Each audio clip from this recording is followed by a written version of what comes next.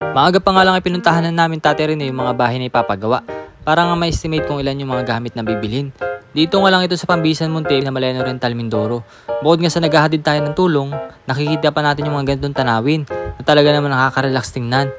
Medyo may kalayuan nga itong papasok papunta kay Tate Rodolfo at kasama nga pala natin sina Crismar at Zero. Sila yung nakapagsabi sa kalagayan Tate Rodolfo.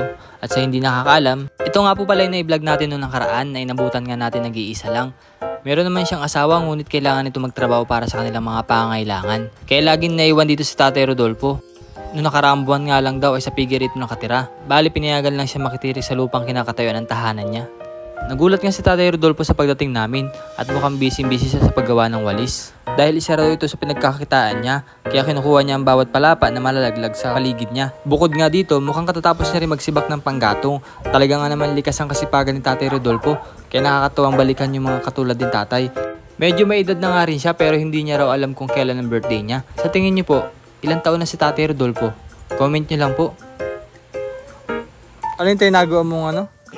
Kanina sa walis? Pantinda mo yan? Pantinda. Nakailang gawa ka na nun?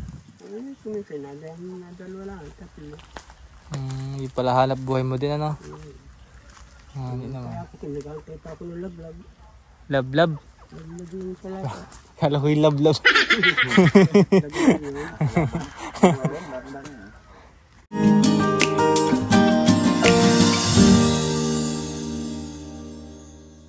So ayun na nga, naglakad-lakad nga muna ako dito sa paligid ng bahay niya at napansin ko nga yung mga pananim niya. Ang bilis magsilakihan at kitang-kita nga agad ng mga bunga nito. Kapag nga nagustuhan mo magdinata ang sitaw, puputi ka na lang at meron na rin nyug sa paligid ni tatay. Talagang hindi ka nga magugutom basta masipag lang magtanim. Dami. Lalaki na, nakaraan ay maliliit pa yan oh. Bilis pala maglalakihan yan. Kabinta din ako ng mga tatulid. 3.20? Sa okra? Wala, Sitaw. Ang dami din. Ay, anong ulam mo ngayon? Sitaw. Sitaw. Bigas pa. Dala pa namin. Ito nga pala yung bubong sa kabilang bahagi ng bahay niya. At sinukat na kay Tate Rene kung ilan yung mga kakailangan ni Hero. Ito nga pala yung request ni Tate Rodolfo na maayos ang bubong sa kwarto nila. Dahil umuulan din daw sa loob ng bahay niya. Hindi nga rin pwedeng ipaayos yung buong bahay. Dahil hindi niya pag-aari yung lupa. Anytime raw ay pwede siyang paalisin kay Hero na lang daw. Para kung papalisin siya, tatanggalin niya na lang. Medyo may kanipisan nga ang kahoy na ginamit niya rito. At sa hindi nakakaalam, siya rin nga ang gumawa ng bahay na ito. At habang nga ini-estimate ito, nagsuggest si Tate Rodolfo na siya ang bahala sa kahoy. Kaya babalikan na lang namin siya at dala na namin yung Hero.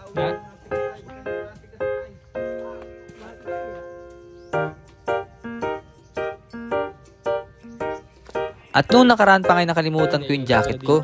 Kaya sa isip-sip ko nga sa pagbalik na lang dahil nga medyo may kalayuan kung babalik pa. Laking pasasalamat nga ni Tate Rodolfo nung nakikita niyang ini-estimate na yung bubong nilalagay. At sobrang excited na nga raw siya sa mangyayari sa kanyang bahay. At ayun na nga, aalis na kami kaya na maalam na nga si Tate Rodolfo. Bye-bye! At after nga namin ma-estimate yung yero na gagamitin, nagtungo naman kami sa kabilang bahay na ipapagawa. At medyo may kalayuan nga rin doon sa bahay ni Tate Rodolfo. Liblib na nga rin itong lugar ni Nanay Liwayway. Tinanggal na yung bahay ko. Ito nga pala yung bahay niya at halatang hindi na nga maayos sa mga dingding nito. Kaya plano natin ipagawa ito. Nung dumating nga kami sa tahanan niya, inabutan namin walang tao. Kaya akala namin sumimba o nagtrabaho. Pero maya-maya nga lang ay biglang dumating si nanay. Nanggaling pala ito sa pangangahoy. Sa edad na 76 years old, marami pang nagagawang trabaho si nanay. Kaya kahanga-hanga rin siya. Bukod nga rito talaga napakabait na Nanay Liwayway. Pag nga kinakausap ko siya ay naramdaman ko magaan ang kanyang kalooban. Nung sinabi kong magiging plano sa bahay niya, nagulat nga si Nanay Liwayway sa plano ng gagawin sa kanyang bahay dahil hindi niya in-expect na mangyayari ito sa kanya. Solar na ilaw, wala no? Ako'y kahit sa gas ay ako hindi na nag-ailot dahil ng dating ng malubog ng araw, ako'y nakain at pag dumilim-dilim na ako napahiga na hindi na ako nagasindi ng ilaw. Matagal na nga raw niyang pangarap na mapaayos ito, ngunit sa kahirapan nga sa buhay, hindi na niya magawang ipagawa. Yung yero nga raw ay bigay pa sa kanila noong time na nagkaroon ng bagyong Nona. Laking pasasalamat ni nanay dahil mapapagawa na ang kanyang bahay. At hindi rin siya makapaniwala na kami rin ang gagawa. Pero sabi ni nanay na ayaw na kaming maabala pa. Sa anak niya na lang daw ipapagawa. Buong akala nga ni Nanay Liwayway may babayaran siya, kaya ayaw ipaayos sa amin. At nung napaliwanagan natin siya, napapayag na natin si nanay at hindi siya makapaniwala sa nangyayari.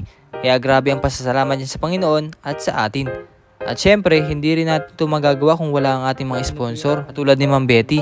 At sa lahat ng oras ay nariyan siya para sumuporta sa lahat ng ating mga tinutulungan. Maraming salamat po. At yun nga po, sa mga nais mo magpahatid ng tulong para sa ating mga kababayan, mag-message lang po kayo sa FB page. At rest assured po na makakarating ito sa mga tao na nangangailangan. Ha? 4 na euro.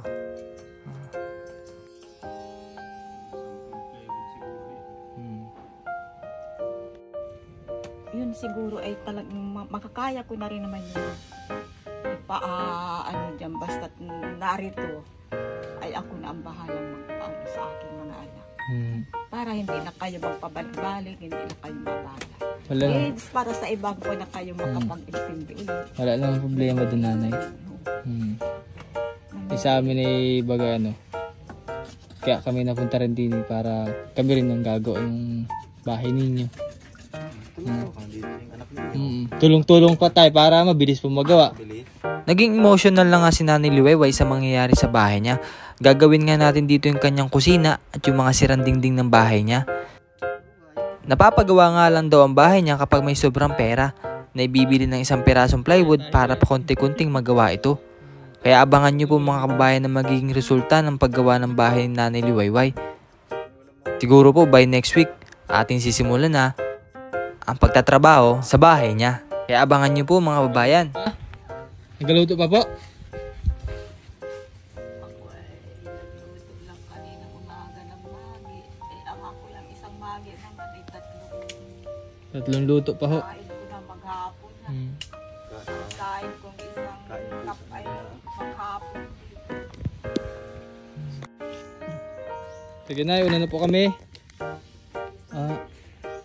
Mabalik na lang po ulit pag pag agawin po. Ano po? Thank you, Nay.